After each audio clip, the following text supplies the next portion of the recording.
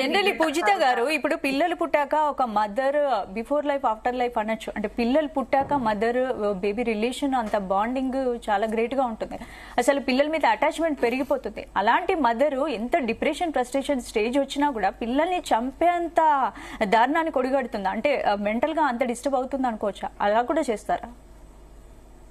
So mostly ఏంటంటేనండి, ఇది ఈ ఫీలిసైడ్ అనేది ఎప్పుడు చేస్తారంటే, పిల్లలు నా లైఫ్ లో నా సంతోషానికి నా ఇష్టాలకి అడ్డొచ్చారు అనుకున్నప్పుడు విపరీతమైన వాళ్ళకి ఆల్రెడీ ఒకలాంటి స్టేట్ ఆఫ్ డిస్పైర్ అంటాం. స్టేట్ ఆఫ్ డిస్పైర్ అంటే నా జీవితం ఆల్రెడీ నాశనం అయిపోయింది, నాకు నచ్చిన వాడితో పెళ్లి అయిపోయింది, దీని తాలూకా ప్రొడక్ట్ ఇది. ఆవిడకి ఆల్రెడీ లోపల ఉన్న డిస్పేర్ గానీ, ఆవిడకి ఆల్రెడీ లోపల ఉన్న అక్యూములేటెడ్ యాంగర్ అనొచ్చు, లేదా డిస్సాటిస్ఫాక్షన్ టువర్డ్స్ జెండర్ రోల్స్ అనొచ్చు. అంటే సొసైటల్ ప్రెషర్ వల్ల నేను చేసుకున్నాను, పిల్లల్ని కన్నాను.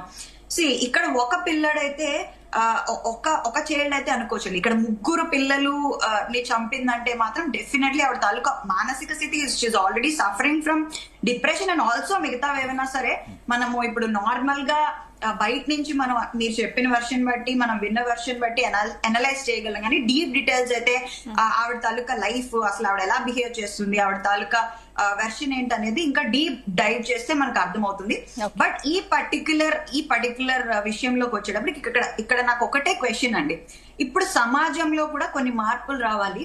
నా ఫస్ట్ క్వశ్చన్ ఏంటంటే, ఇప్పుడు పెళ్లి చేసుకున్నారు అనుకోండి ఎవరైనా, వాళ్ళని పిల్లలు కనేదాకా ప్రాణాలు తోడేస్తూ ఉంటారు సొసైటీ. పెళ్లి ఎప్పుడు చేసుకుంటావు, పిల్లల్ని కనేదాకా ఎప్పుడు కనాలి ప్రెషర్.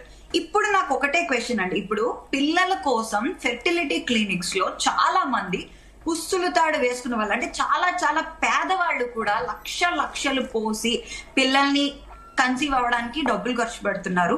ఇప్పుడు నా క్వశ్చన్ ఏంటంటే, మీరు ఫైనాన్షియల్ గా రెడీగా ఉన్నారా పిల్లల్ని పోషించడానికి, పిల్లల్ని స్కూల్ కి పంపించగలరా? ఇవన్నీ చూసుకుంటున్నారు పిల్లల్ని కనే ముందు. ఓకే, చాలా బాగుంది. కానీ మీరు సైకలాజికల్ గా క్యాపబుల్ గా ఉన్నారా? అంటే నా లైఫ్ లో ఎలాంటి ఒడిదుడుకులు వచ్చినా, నా లైఫ్ లో ఎవరున్నా ఎవరు లేకపోయినా నా పిల్లల్ని నేను సంరక్షించుకోగలనా అనే సైకలాజికల్ కెపాసిటీ ఎంతమందికి ఉంది? సో నేనేమంటానంటే, మీకు అలాంటి సైకలాజికల్ కెపాసిటీ కానీ, రెసిలియన్స్ అంటామండి, సైకలాజికల్ రెసిలియన్స్ అంటే ఎంత వరకు నేను నా జీవితంలో ఒడిదుడుకులు వస్తే నేను దాన్ని తట్టుకోగలను, నేను దాన్ని తట్టుకుని నా పిల్లల్ని సంరక్షించుకోగలను. ఇప్పుడు వచ్చిందండి పూజిత గారు, ఇప్పుడున్న